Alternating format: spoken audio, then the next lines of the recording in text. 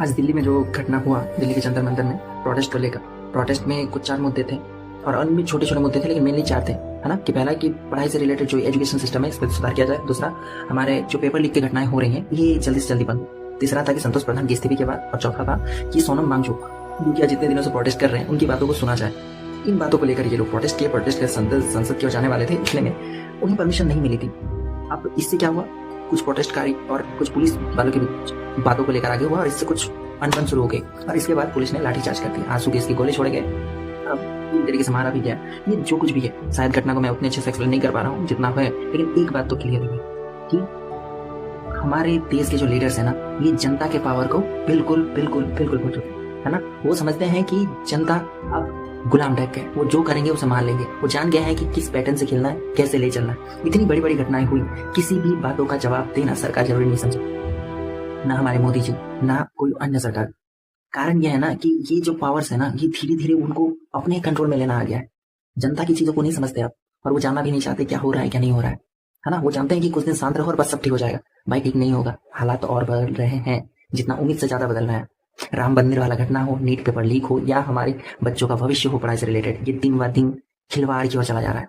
इस education system से आज तक ना किसी को जॉब मिला है और गारंटीड है आगे भी नहीं मिलेगा। अगर मिला भी तो वो अपने जॉब से सेटिस्फाइड नहीं रहेगा, क्योंकि वो पढ़ के नौकरी लिया है, उस जॉब का एक्सपीरियंस नहीं किया है।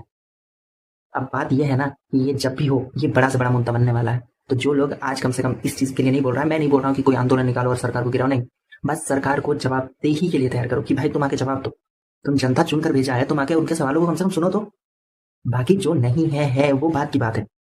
अब सिर्फ ये चीजें यही नहीं है, बाकी कंट्रीज में भी आप देखेंगे वीकली सरकार बैठती है, जनता के सवालों के जवाब देती है, सांसद में बैठते हैं, सांसदों की विपक्ष पार्टी की बातों को सुनते हैं। हमारे यहाँ ना तो विपक्ष स्ट्रांग है, ना ही हमारे जो अभी पोजीशन में हो वो पोजीशन अपोजिशन दोनों तरीके से कुछ काम नहीं कर रहा है। अब जरूरत इस चीज की है कि आप और हम जो लोग कर रहे हैं, कम से कम उसके समर्थन में कुछ ट्वीट से सही, कुछ कमेंट से सही, कुछ बोलिए।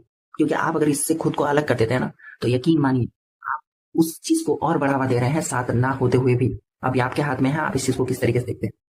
कम से कम सरकार को इस बात का डर तो हो कि उसकी सत्ता दिए है जनता ने, तो छीन भी सकते हैं। बस ये डर अगर आप लोगों ने ला दिया ना, तो इतना काफी है।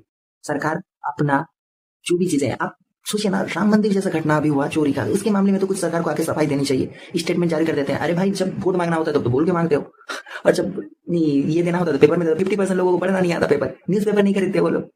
हाँ, ये देख लेंगे। तो जरूरी है ना कि आप और हम इस चीजों को कम से कम ज्यादा से ज्यादा लाइव करें। मुद्दे से भटक गए तो यकीन मानिए कुछ दिन बाद ये शांत हो जाएगा, फिर हालात ऐसे होंगे। आज एजुकेशन सिस्टम का जो हाल है, ये आपका और मेरा किसी के लिए अनजान नहीं है।